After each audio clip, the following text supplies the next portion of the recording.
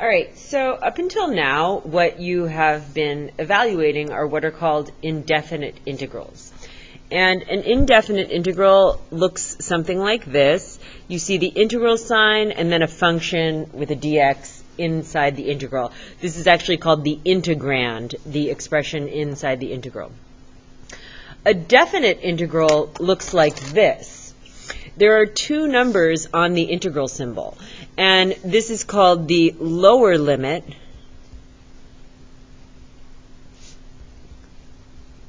and this number up here is called the upper limit.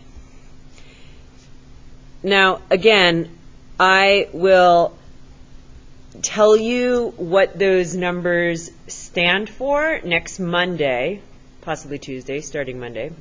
But for now, I'm going to tell you how to evaluate a definite integral. Okay, so let's start with a nice, easy one. So let's start with the integral. We read this as the integral from 2 to 3 of 3x squared dx.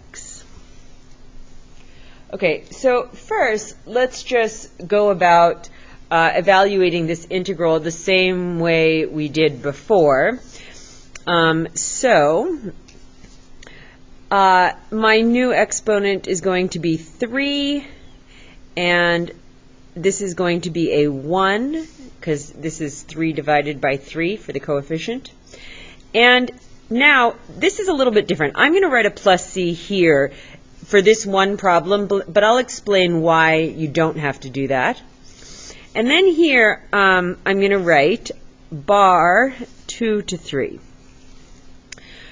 Okay, so now what you do is we're going to evaluate our integrated expression at 3 and at 2.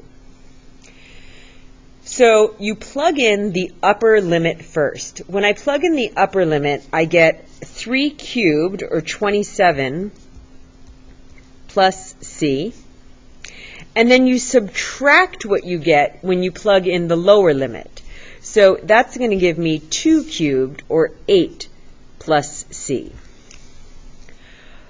Well, now I'm going to wind up with a c minus a c.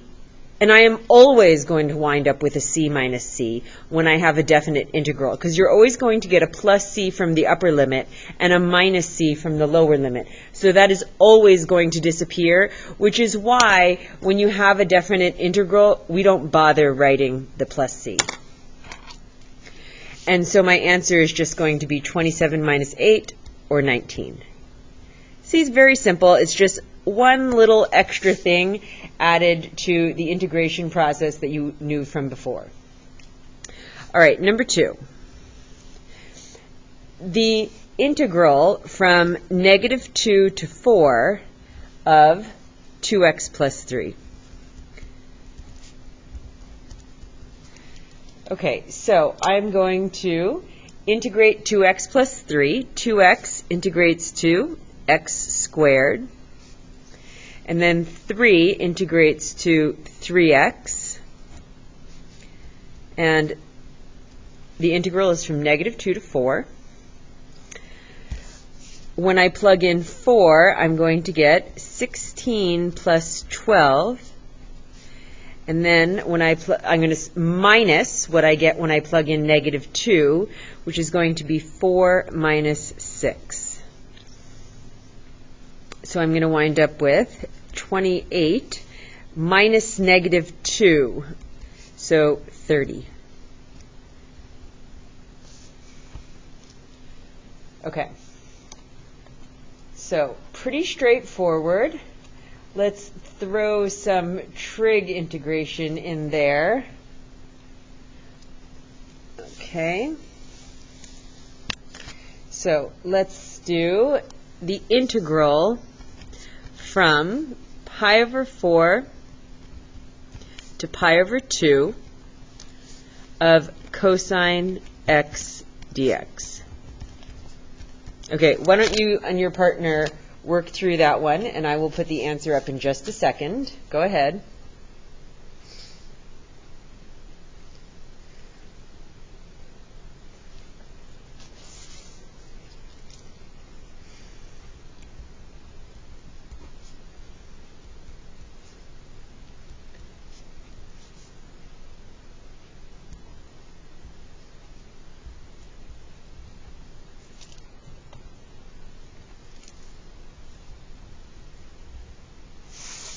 All right, so here's the answer. Hopefully you got 1 minus root 2 over 2.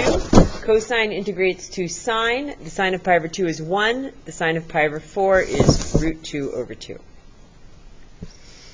All right, number 4. The integral from 3 to 7 dx. What are you integrating when you're integrating dx again? Think about what's right there. You're integrating 1. So 1 integrates to x from 3 to 7. And that is 4.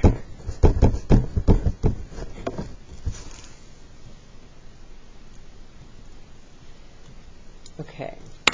I think I just have one more. Then hopefully I'm going to give you some homework time in a second.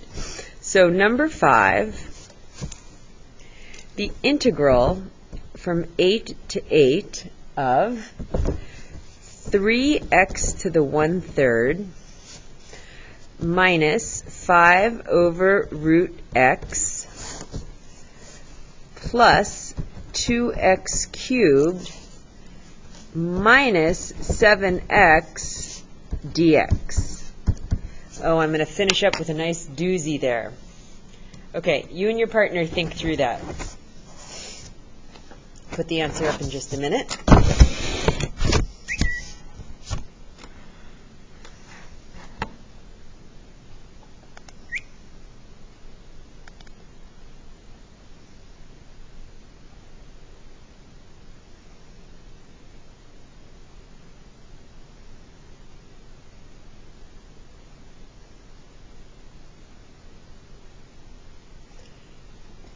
All right, if you're still working, you missed my trick problem here. What is the trick? Well, the limits are from 8 to 8. So no matter what answer I get here, I have to evaluate it from where x is 8 to where x is 8. Well, I don't even need to know what's in there. Because what's going to happen when I plug in 8 and then I subtract what I get when I plug in 8? I'm going to get 0. I hope you didn't get too far if you didn't catch that. Okay, so, but I mean, that's very doable. We were doing that the other day, but the plug-in would probably be really, really annoying. But anyways, when the limits of integration are equal to each other, it doesn't matter what the function integrates to, you are going to get 0 as your answer.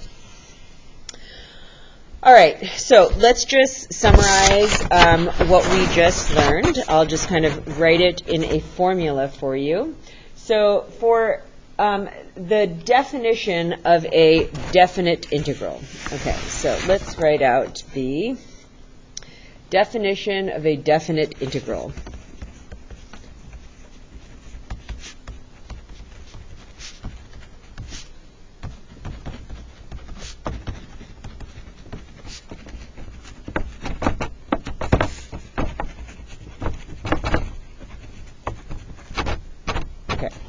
So we write this, the integral from a to b of f of x dx equals, well, when we integrate f of x, some function f of x, we're going to get a different function.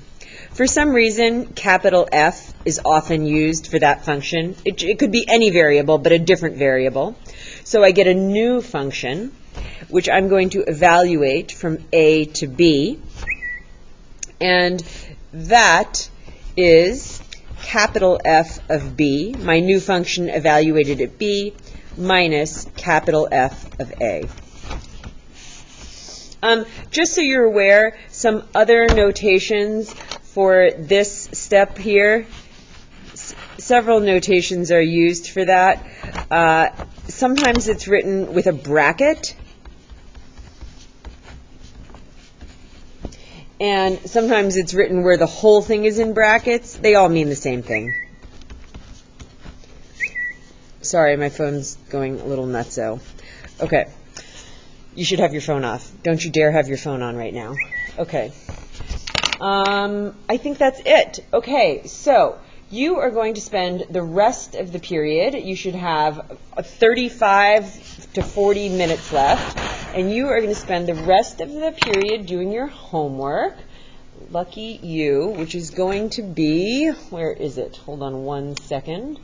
Here we go. Page 407. Numbers 1 to 16 all. Show work. Don't use a calculator. And your teacher should put up the problems with answers right now so you can check as you go along. Okay, have a wonderful Thanksgiving, and I will see you next Monday.